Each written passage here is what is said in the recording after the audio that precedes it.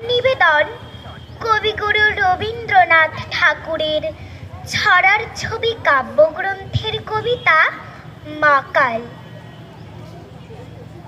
গৌর বর্ণ নধর দেহ, নাম শ্রীযুক্ত রাখাল। জন্ম তাহার হয়েছিল সেই যে বছর আকাল। গুরুমশাই বলেন তারে বুদ্ধি যে নেই একেবারে, দ্বিতীয় ভাগ করতে সারা 6 মাস ধরে নাকাল। রেগে মেগে বলেন, বাঁদর নাম দিনু তোর মাকাল। নামটা শুনে ভাবলে প্রথম, বাঁকিয়ে যুগল ভুরু। তারপর সে বাড়ি এসে নৃত্য করলে শুরু। হঠাৎ ছেলের মাতন দেখি সবাই তাকে শুধায়, এ কি সকলকে সে জানিয়ে দিল, নাম দিয়েছেন গুরু। নতুন নামের উৎসাহে তার বক্ষ দুরু দুরু।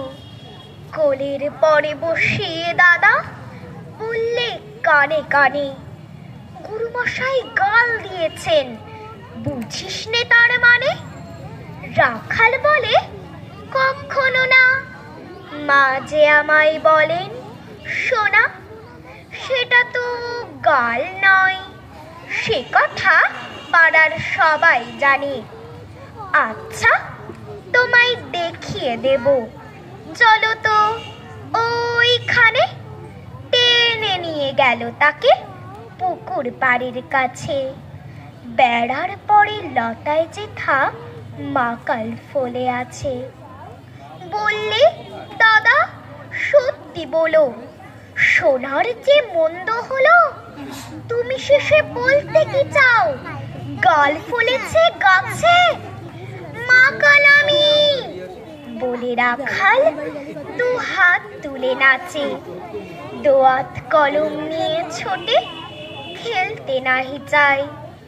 লেখাপড়ায় মন দেখে মা অবাক হয়ে যায়। খাবার বেলায় অবশেষে দেখে ছেলের কাণ্ড এসে। মেঝের পরে ঝুঁকে পড়ে খাতার পাতাটায় লাইন টেনে লিখছে শুধু মাকাল চন্দ্র রায়। নমস্কার।